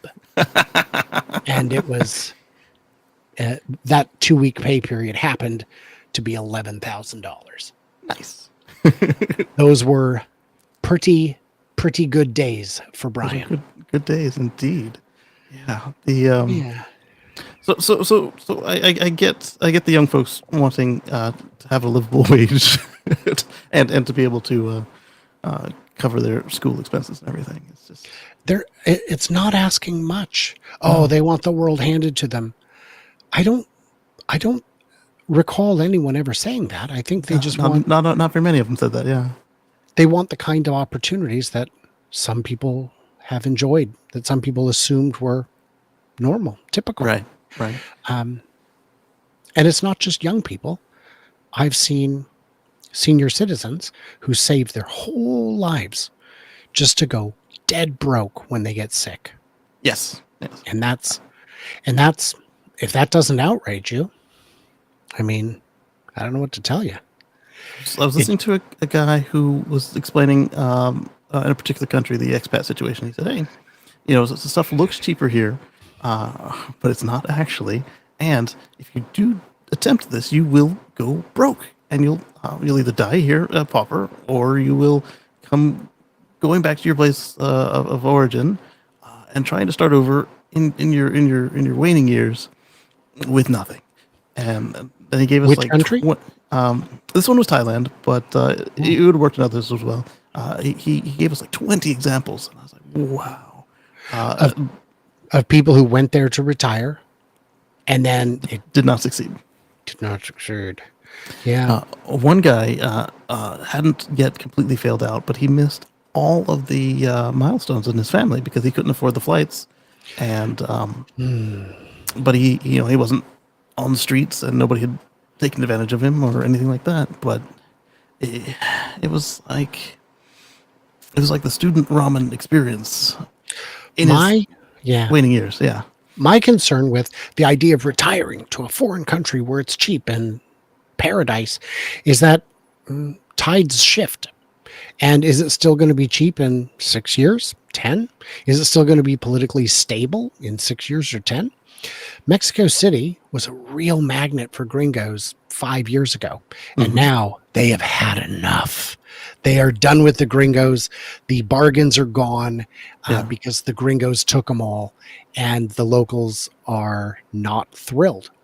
And the last time I was in Mexico City, I would have people ask me, like, do you live here? And I'd be like, no, I'm just visiting for. okay, we're good with you. Okay, we're good with you. And they're like, are you staying in an Airbnb? I'm like, I'm at a hotel. I lied. Okay, good. Right. Yeah. Yeah. Well, there were no hotels where I wanted to be. Right. I mean, there were no reasonable hotels. There you go. And so basically, if you want any little taste of Western niceties, it's the same price as it is here, basically. Yes. And even if you do the street food thing, you kind of have to stay with that region. You can't do street food and it be from the next region over, because then that's a little more expensive. And it's Mexico City has wonderful food from all over the world. I've gone to ramen places that were, I've gone to Louisiana kind of places with I'd never had a shrimp po' boy before. oh nice. And it was, oh my gosh, I get it now. Because everywhere I'd been that had them, I'd look at it and go, this isn't the right restaurant. I'm not going to try it here. My first one here? Yeah. No. Yeah. But this place had smoked ribs. And in Mexico City, they've got everything. They've got some of everything. So, but those places charge international rates. Right. Why not? And that was kind of the thing that you had over there too. If you wanted to taste a home, wherever home was, you wanted Italian food, you're going to pay the tourist price. You want It's just like here. Do you want food from Nepal? Because in Nepal, you can get this chow mein. First night there, I had chow mein. It was 58 cents. Nice. Yeah. And my buddy, my editor who lives there, was like, "Oh, don't go there again. Oh no, that's too cheap. Don't go. Oh, it's too cheap. No, don't go there. You'll get sick." Okay, that's too cheap. Yeah, no, you'll get sick. Just do the room service. It's fine. But here you can get Nepal food in Portland. It costs here. They just call it a restaurant because it's the same price. It is, exactly. Of course it is. Yeah. Wouldn't it be weird if one ethnicity's food was just half the price of all the competition? Be wild. They'd have to call it IKEA. Yeah.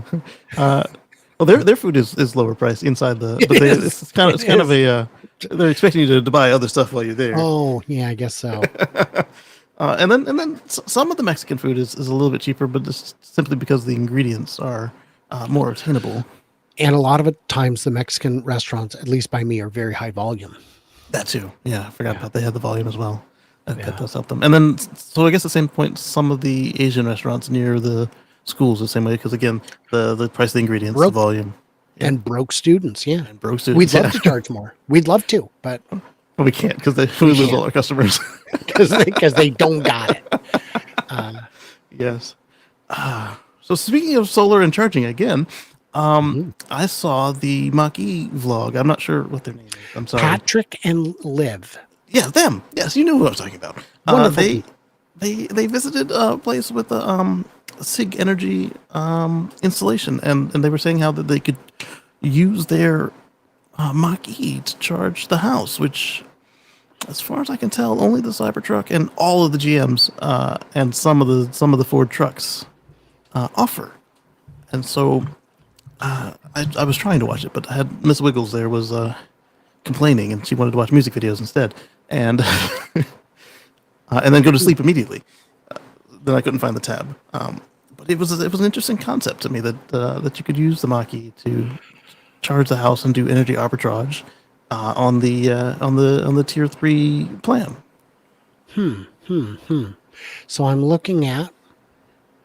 Well, I'm not seeing it here, but a quick Google shows a lot of results saying how to do it. So that would be wonderful. Yeah. So I have a buddy here nearby who's a electrician, and he needed a car, an EV, to use as his work vehicle. Now, he'd have loved to get a Lightning or a Cybertruck, but come on, that's just not in the budget. Right. So he got pricey. little price. So he got an EV6 because it has outlets. Yeah, I think Andrews has the same for the same reason. Yeah, outlet inside, outlet outside. And then he just built a rack for all his essential gear, and away you go. And of course, then we went up to Electrify Everything Expo, and I said, or Everything Electric. And he said, I said, you haven't driven FST. You should drive my car. Yeah. Which is definitely not a selfish way to make someone else do the hard work. And, but he couldn't believe it because it works. And he was impressed by the highway work. He's like, it changes. But then when we hit a construction zone and a detour and it just did it. Yeah. Mind blown. People don't think it can. Yeah. But he still wouldn't buy one because he needs power share. And the only way to do that is the triangle. Yeah. So can we work on that, for crying out loud? What do you think it'll take for them to do that? Because, I mean, even if they want to say, like, hey, you need to have one power wall and then we'll give it to you, I think that's not unreasonable. It's more than the others are requiring, but... In an interview, I asked Sandy Monroe, is it possible one of these days Tesla says, oh, and by the way, all of your cars are power walls? And he said, nope, bidirectional charging it's a different chip and Tesla don't have it. Right. Now I've heard that the Europe and or Shanghai builds may have it, that they may be capable of it because there are third-party accessories that can make it work. Right. But the US ones definitely don't. So what would it take? Not over AC, yeah. Well, it would take a $40 chip that isn't in there. So if, I'll tell you what it would really take is legislation that requires power utilities to be reasonable and let us participate, even at terms that we may not like. So even if Tesla would put in a $40 chip and the auto bidder. Yes. To take advantage of it. Okay. To take advantage of it. Even if my network says, dime for dime, whatever, even Steven, people would still do it. Yeah. But any kind of arbitrage, any kind of price differential would make people do it all day. And wouldn't it be nice to know that the 1,000 cars sold every day is actually deploying 75 megawatts of power? That would be sharp. Now it's not really 75 megawatts because you're not taking 100%, but let's take 10% of all that. 25, 50? 7.5 megawatts a day deployed from one brand. My gosh. Yeah. So Ford and Chevy are doing it on some to all cars, depending on which brand we're talking. What motivates Tesla to do it without external motivation in the case of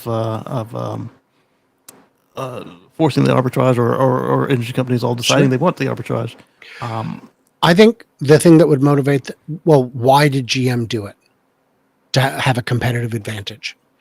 I think Tesla said, well, we don't need that competitive advantage. And I think effective October 1st, they do. Yeah. Yeah. So we might possibly see it this year then. No idea. Because when you look at the In, universal wall in case connector, in case you didn't recall, my crystal ball don't work. but other times it's still spot on. So you've got the universal wall connector and the Gen 3s that they sell today all have the power share icon on them. But Mm, right now they only have one vehicle that has it, and as we've mm, discussed, it's not selling according to plan. mhm. Not zero, but not according to plan. Yeah, well, my car has power horde. Same. Worse actually, because mine doesn't have the all the same energy saving chips. Oh yeah, Although they also didn't break my ability to run a fridge cooler on Sentry mode for a couple weeks. it was longer. It was a while until they got that fixed, and people were like, Yeah, "What are you doing?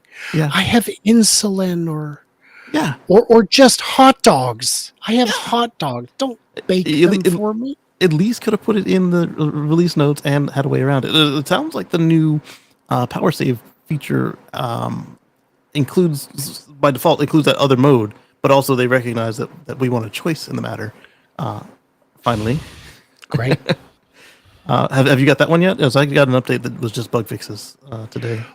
I don't know because I don't use any of my accessory plugs. Okay, Yeah, so but I mean, I'm did not the sure. release notes of whatever you got recently called out?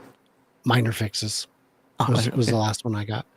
And I didn't really pay attention to it. I just updated it from Yeah. Nepal. Ah. That is something that the others can't do is update your car from across the world, or most of them, I should say. I'm sure there's another brand or two that can do it occasionally, but Occasionally, that's the yeah, key. Is not all the time, not consistently. yeah. A year or two ago, Lars from Best and Tesla had a story that he shared about a man who borrowed his mom's Audi, Oh, and on the trip, it needed to do something. Like it said, you can't. It basically locked him out. Because oh, there was like an update, and it needed something, so he towed it to the dealer and said, "Yeah, you guys just need to flash it and unlock it." And they're like, "You're not the owner." oh. It's like, so this over-the-air update that you tried to do broke the car. It's not broken. You're just not the owner. So, Oh. yeah.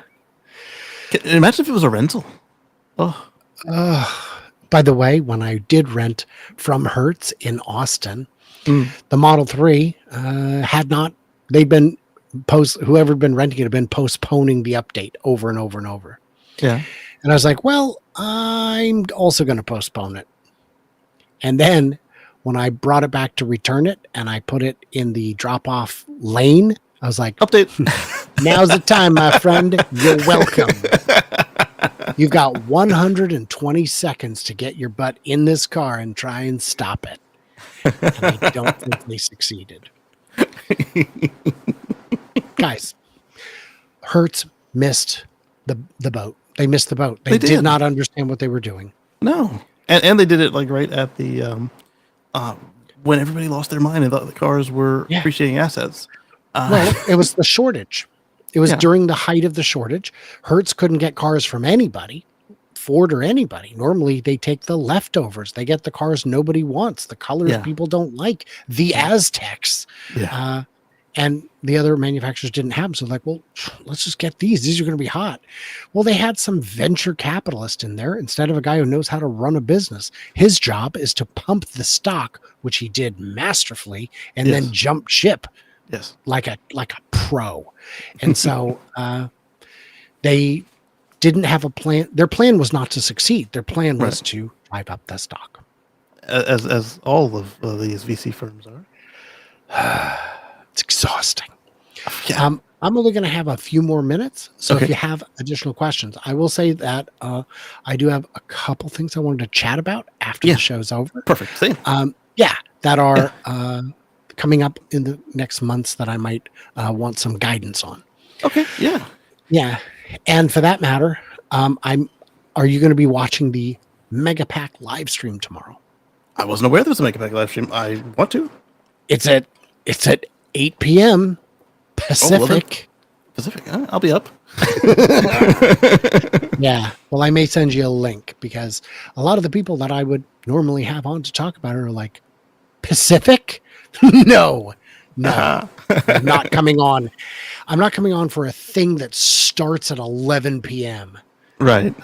But I'll be starting at 10:30, of course. Okay. Yeah, of course. Yeah, I can do that.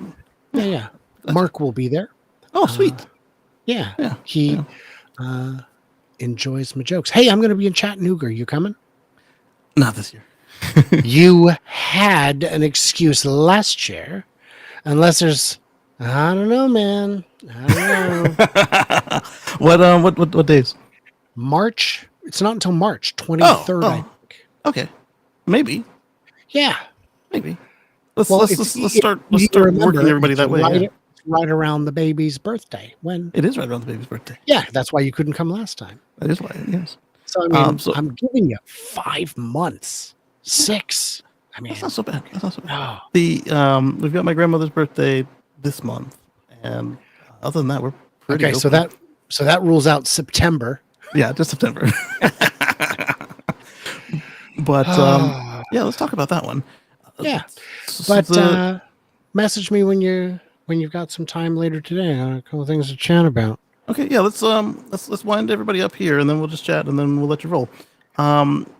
So I want to thank everybody in chat today. We had obviously Brian, Anders, and Timothy, and Marcus, and Lee. Yeah. Mm-hmm. So thank you all for participating in chat. I want to thank our channel members for your monetary help. We managed to get this $20 microphone stand. The quality than mine, right? But the quality, as you guys can hear, look at that. It helps to pay these random fees for these streaming providers and servers, and not the servers I have for fun over here that were making the noise, but the stuff that makes this happen. And I appreciate that because every little bit helps. And I want to thank everybody else for their time and participating. And of course, Brian at Futuraza for making this one interesting because I showed up late and I didn't have anything in the notebook. And look, we had a pleasant show. Brian's got for us not just his Futuraza channel. What else have you got for us? Well, this coming Saturday, I'm going to be with Patrick at the Oregon Electric Vehicle Association Ride and Drive event in Portland, Oregon. Join us. Will you not? Drive Electric Month. Yeah, drive. I don't know if we're allowed to use that term because I think we're starting outside the window, but it doesn't matter. It's the same thing. Yeah, so intended to use with Drive Electric Month, whether or not it qualifies. Yeah, we're doing one of the biggest events on the West Coast, so dig it. Yeah. And how can they find you? OEVA.org. Yeah, check us out. And then your channel, Futuraza, future right on the screen. Yeah, there you go, just like it's spelled on both YouTube and X. If I decide to go back later today. Oh, because of the what we talked about at the beginning with the. He's not the main character, but he did start some of the main character type discussions, and he's had enough of their crap. So yeah, yes. So I'm gonna hit the button on these 2 places, and I want to thank all of you guys for all this today, and then Brian and I will have a little side chat. So catch you on the flip side. Thank you.